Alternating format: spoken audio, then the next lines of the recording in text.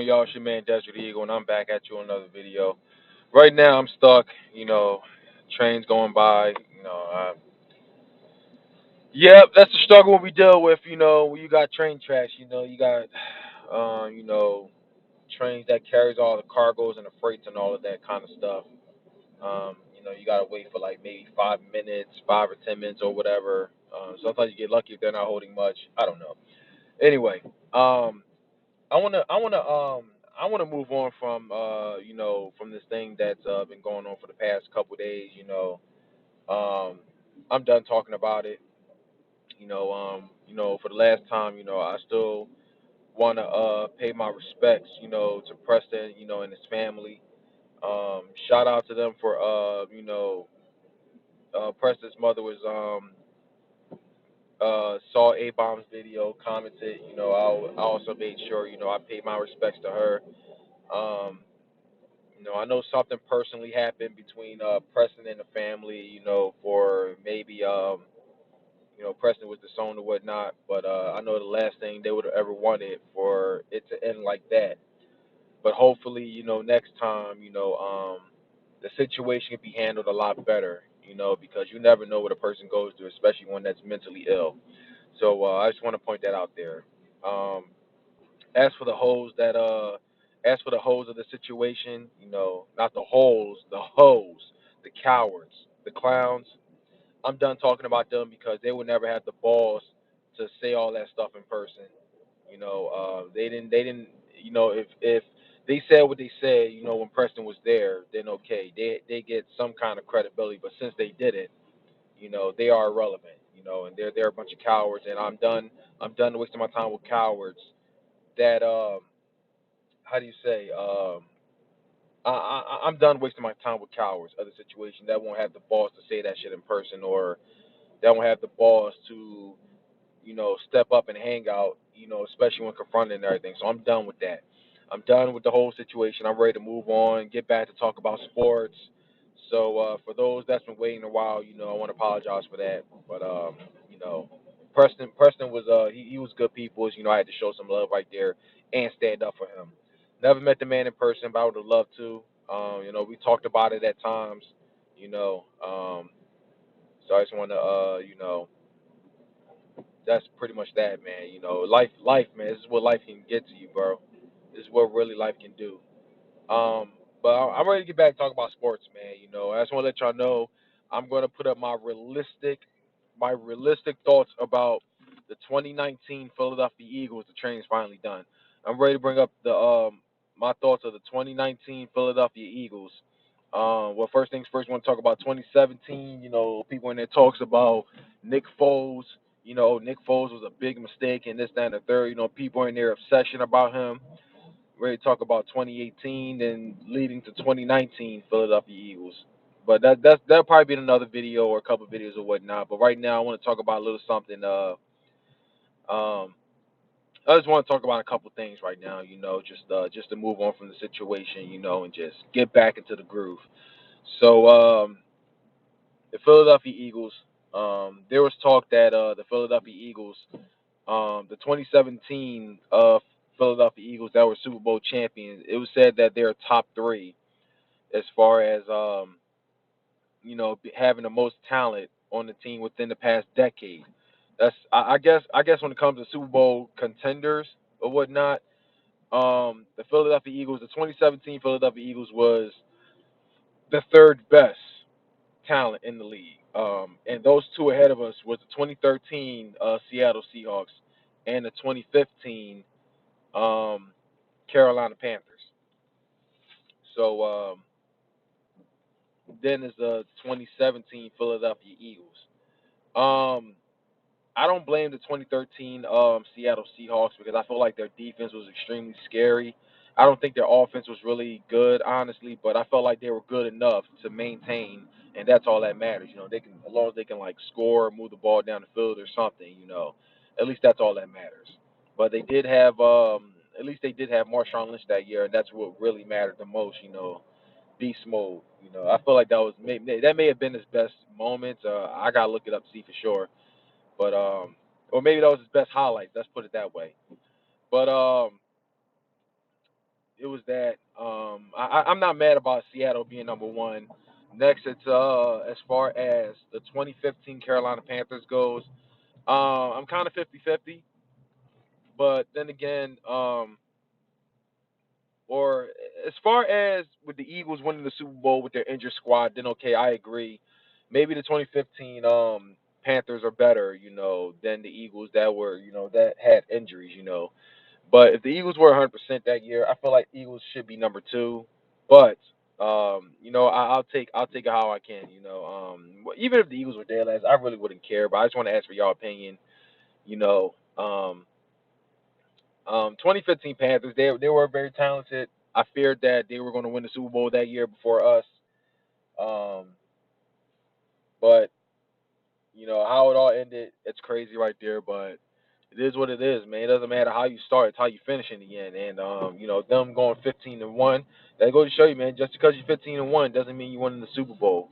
That's why I'd rather my team not, have the crazy records like that.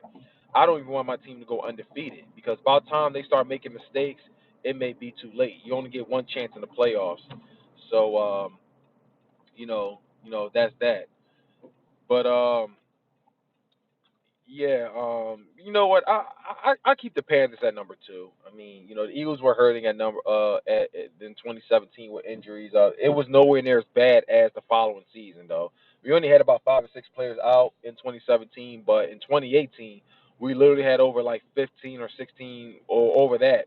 That many players that was injured. And it just it's what I guess that's what you call a Super Bowl hangover. But yeah. Anyway, but other than that, the Eagles 2017 being number three. You know what? I ain't gonna hate about it. I'll take it. We were hurting with injuries, and you know I'm sure it would have been a really really tough matchup for sure if we went against the 2013 Seattle Seahawks. That would have been really tough. But anyway, I just wanna pretty much point that out there. I want to ask for y'all thoughts about that situation.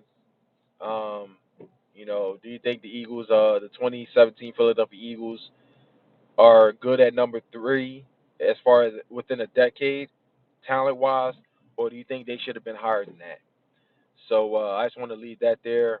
And last but not least, I want to talk about is the 76ers, or not just the 76ers, but Kawhi Leonard no longer being in the East, him leaving Toronto, Paul George leaving Houston to go to both of them going to the LA Clippers. Um, I believe it's safe to say for the Toronto Raptors, even though they are going to be the defending champs, but I feel like it's a wrap for them. Now that their main savior, their MVP and everything, of the finals is no longer there. A man that, in my opinion, single-handedly carried them all the way to a trophy. And I said this beforehand. Enjoy your championship while you can. Congratulations. Cherish it like it's no tomorrow. But if Kawhi Leonard leaves that team, man, it's a wrap for Toronto. It's a wrap. I don't think they're going to be as anywhere near as competitive. Maybe they might be lucky to get into the playoffs, but I don't think they're going to go back to the finals. So I know Toronto Raptors fans are sick right now. I mean, if you ask me, I feel like I feel like it's crazy. Kawhi Leonard, he had so many offers. He had $1 million mansion. He had this. He had that. Drake was offering. He was bringing up his recruiter squad. I mean, I don't know if it was like a life supply of strippers. I don't know what it was, but every offer Kawhi Leonard has gotten still was not enough. I mean, this is no insult to Canada, but just look at it this way. Lifestyle in another country, is completely different, than living in America. And I'm sure, Kawhi Leonard would have much rather lived in America. Just look, it's no insult or anything, but you got completely different cell phones, a completely different, a law, completely different political nonsense and everything. Everything just in Canada is different than being in America. So I mean it's like I don't blame Kawhi for not wanting to be there anymore. Um, even if he was given $1 million mansion, I mean, I think it was like for free. I don't know if he had to pay her regardless or not. I really don't know. But it's crazy that he was given that for free, yet he he still ended up leaving. That goes to show you, man. You know, the lifestyle is completely different, and he wasn't living to that lifestyle at all. So, and I'm sure every single time he left, he would leave and come back to to Toronto. He would probably have to show their passports, and they got to do all this strict, you know how they do, because ever since the 9/11, it's been really, really bad. If you cross the border, they got to check your passport. They're going to ask you so many crazy questions, so many personal questions, like how long you knew that woman, how long you had sex with her, how long what's your race, what's her race, what's her birthday, what's this and that, and if they're not feeling, they would take you out the car and like just interrogate you and all this crazy shit. It's crazy how it is, man. It's crazy how it is, and I guess he just didn't want to be part of that. I don't know, but I just find it crazy because he was given a mansion for free and he still didn't want to stay. So it had to be there had to be several reasons to it. Um, I know Raptors fans are very sick about it, but it is what it is. That's how it is. I know a lot of Raptors fans aren't going to be Raptors fans anymore. But hey, look on the bright side. At least y'all got a championship, man. At least y'all got a championship. But I'm also gonna have to say I'm sure it's a wrap for y'all. Y'all definitely not winning another championship anytime soon. With Kawhi going to the Clippers, um, has made the West way more competitive. The Lakers, still having LeBron, Anthony Davis going to LA, and now DeMarcus Cousins, or Boogie, you know, him no longer being with the Warriors, him now going to the Lakers. The West has been really, really competitive, and I don't think it's going to be the Warriors going back to the finals. I'm not going to sleep on the Warriors. I still think they'll be competitive as far as at least going to the playoffs. But as far as going to the finals, I don't think it's the Warriors anymore. Especially the Warriors losing KD, Andre Iguodala, even though he was a backup of KD. Um, him and DeMarcus Lawrence going to the Lakers. Andre Iguodala signs with the Memphis Grizzlies, and KD signs with the Brooklyn Nets. Now about the Brooklyn Nets, the Brooklyn Nets have definitely made our division or conference a lot more competitive. Except it's not going to be official until 2021 when Kevin Durant comes back. And you know what, man? I don't blame the Brooklyn Nets for that offer. Honestly, I think at first it was my instant reaction when I said why, of all teams, why the Nets, you know. But now I get why, the Brooklyn Nets, I don't blame them for that risk, even if KD is not going to be on that team for that this following season. I still think it was a smart decision because KD is like maybe the second or third best player in the league, and that's the kind of player you want to pay. And as for the New York Knicks, man, it's like I want to say I don't blame them for not giving them max contract for what they experienced with Patrick Ewing and I think Amari Stoudemire and not Patrick Ewing, my bad, Amari Stoudemire and Carmelo Anthony, you know. But the difference is Kevin Durant has won championships, and he is actually one of the greatest players today in NBA. So I still feel like it was stupid for them not to offer a max contract because if it was the case, I'm sure Kevin Durant would have ended up there. But right now, I know Knicks fans they're taking it really bad. First, they did not get their first they did not get a first round pick. Went to the Pelicans and they got Zion Williams who ended up also getting hurt in the summer league. Not sure what the injury is. I gotta check it out. But it's crazy, man. It is crazy. Um, Hopefully it comes out well because Zion definitely did look very exciting there, though. Him. Um, the Pelicans are definitely going to be competitive too, though. If Zion Williamson comes back, the Pelicans are definitely going to be exciting. They got Zion Williamson, LeVar Ball, um, a couple people over there, man. I know Anthony Davis is now with the Lakers, but I feel like the Pelicans will definitely be competitive, especially with Zion Williamson going to come back. Um, what else? What else I want to talk about? Guess we're going to talk about my 76ers. Now, I like where the Sixers are going. I said this on Twitter, man. I said this on Twitter. I wanted Jimmy Butler to stay. I really did. I like the guy. He has a mindset that he wants to win. He has that leadership and everything. But I guess I don't know what's true anymore. I don't know what to believe anymore at this point. First they say they offered him the max contract, then he turned it down, or there's another side that he was never given a max contract. So I don't know what to believe anymore. Maybe it's just the media and their clickbait nonsense, but what all that matters in the end is how it turns out. And since that Jimmy Butler did not want to play in Philly no more, he'd rather go to Miami, which, if you ask me, I don't think Miami is going to be anywhere near as competitive as the 76ers. So with that being said, since I'm all about the logo, and since you didn't want to be part of Philly, since you didn't want to ring the bell, I'm going to say fuck Jimmy Butler. Fuck him. Like I said before, yes, I am one of the people that wanted him to stay. I wanted him to stay another year. He did carry this team as far as the playoffs went, especially when Joel Embiid got hurt. But since he does not want to play for this logo, as much as I love this team, fuck him then. It is what the fuck it is. I was a fan of the 76ers before and after. I wanted him to stay, but since he's no longer here, fuck him. He says that he wants to win, but instead, you go to the Miami Heat.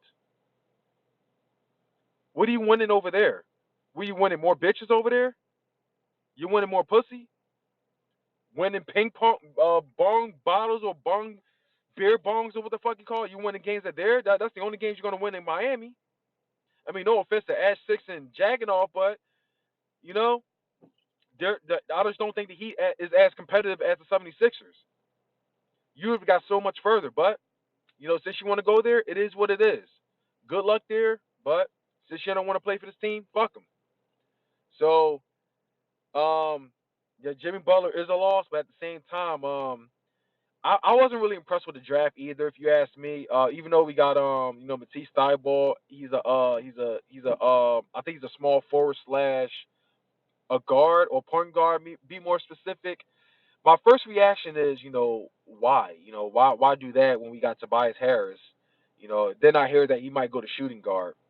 But why do that when we got him? We got Jimmy Butler, you know, Ben Simmons and JJ Redick. I was like, something's definitely going to happen. You know, JJ Redick's, he's probably going to be gone, which did happen. He ended up signing with the New Orleans Pelicans. That's another addition right there, because JJ Redick was definitely an addition to this process that was going on. But other than that, I just want to thank JJ Redick for his time here in Philly, though. He was definitely an addition to this team, but since he's gone, it's a huge loss. It is what it is. But now it's said that Tobias Harris may take his spot as far as shooting guard goes, and I guess Matisse Thybulle is going to go to that position. I don't know. But I'm very excited for this 76ers team. With us trading Jimmy Butler to the Miami Heat in return for Josh Richardson. I think he's another like point guard, I believe. Another guard. I think he's another guard or forward. He's one of them. But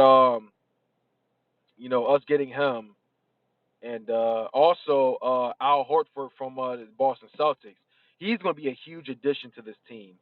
Age, now I feel like the age thing. He's on. I think he's like in his 30s right now, early 30s, might be in his early 30s. But as far as talent goes, though, he's definitely going to help us out big time. So I feel like this team is definitely exciting. Possibly, I would say it's definitely possible favorites as far as the East goes. If it's not the Sixers, I'm going to say either. If you ask me, I think the Bucks are overrated. They got exposed by the Toronto Raptors. If you ask me, I thought the Bucks was really going to beat the Toronto Raptors, but they got exposed. Even though they got the MVP, the season MVP in Giannis, but I think that's just it.